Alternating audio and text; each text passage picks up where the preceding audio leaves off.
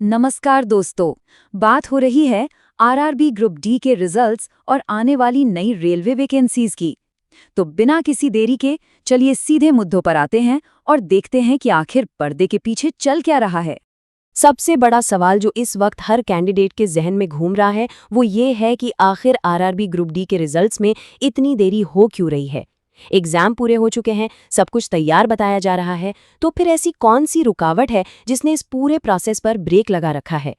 Social media पर तो आजकल ढेरों अफवाहें तैर रही हैं, लेकिन इस चर्चा में बिल्कुल ठोस और सटीक सोर्सेज के आधार पर बात होगी कि इस देरी की असली वजह क्या है। रिजल्ट का करंट स्टेटस एक्चुअली है क्या? जानकारी के मुताबिक रिजल्ट एकदम 100% बनकर तैयार है। इसे बिल्कुल रेडीमेड समझा जा सकता है। रेलवे बोर्ड की तरफ से अब रत्ती भर भी देरी नहीं है। उनका डेटा और मेरिट लिस्ट का काम पूरी तरह कंप्लीट हो चुका है। तो फिर रुकावट कहाँ आई? असल में देरी का मुख्य कारण एक लीगल मुद्दा है। तेलंगाना हाईकोर्ट में चल रहे एक कोर्ट केस की वजह से इस पर रोक लगी हुई है। जैसे ही कोर्ट से हरी झंडी यानी लीगल क्लियरेंस मिलती है, रिजल्ट तुरंत घोषित कर दिया जाएगा। अब इस पूरे लीगल प्रोसेस और आगे की तारीखों को थोड़ा ध्यान से समझना जरूरी है। 11 मई से लेकर 22 मई तक तेलंगाना हाई कोर्ट में छुट्टियां चल रही हैं, इसलिए इन दिनों के बीच इस मामले पर कोई सुनवाई हो ही नहीं सकती। कोर्ट से जो अगली और सबसे अहम तारीख मिली है वो है 22 मई। अगर 22 मई को कोर्ट में ये मामला पूरी तरह सुलझ जाता है तो इस बात की पूरी संभावना है कि मई के आखिर तक या फिर ज़्यादा से ज़्यादा जून के पहले हफ्ते में फाइनल रिजल्ट जारी कर दिया जाएगा। यानी तस्वीर बिल्कुल साफ है, इंतज़ार बस इस अहम हियरिंग का है। चलिए अब थोड़ा उन अफवाहों पर ध्यान देते हैं जिन्होंने कैंडिडेट्स के बीच डर का माहौल बना दिया है। इंटरनेट पर कई ऐसी बातें तेजी से फैल रही हैं कि कोर्ट केस अभी 6 महीने और लंबा खींचेगा। लेकिन असलियत यह है कि ये 6 महीने की देरी वाली बात पूरी तरह से तय नहीं है। दरअसल सब कुछ 22 मई की हियरिंग पर ही निर्भर करता है। जो सीडीए कैंडिडेट्स हैं जिन्होंने ये केस फाइल किया है, अगर उन्हें कोर्ट के फैसले से सैटिस्फैक्शन मिल जाता है तो ये मामला यहीं पर खत्म हो जाएगा।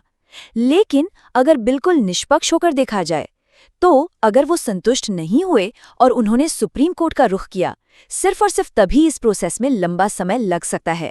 इसलिए 6 महीने वाली बात को अभी सच मानकर परेशान होने का कोई तुक नहीं बनता। एक बार जब कोर्ट अपना फैसला सुना देगा तो उसके बाद की प्रक्रिया सच में बहुत तेजी से आगे बढ़ेगी। इसे स्टेप बाय स्टेप समझते हैं।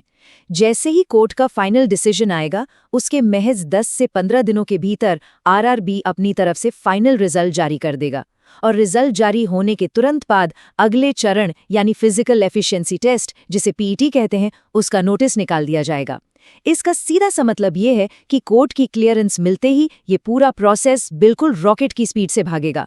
चलिए अब थोड़ी पॉजिटिव और नई न्यूज़ की तरफ रुख करते हैं। जो कैंडिडेट्स नई वैकेंसीज का बेसब्री से इंतजार कर रहे हैं, उनके लिए एक बहुत अच्छी खबर आने की उम्मीद है।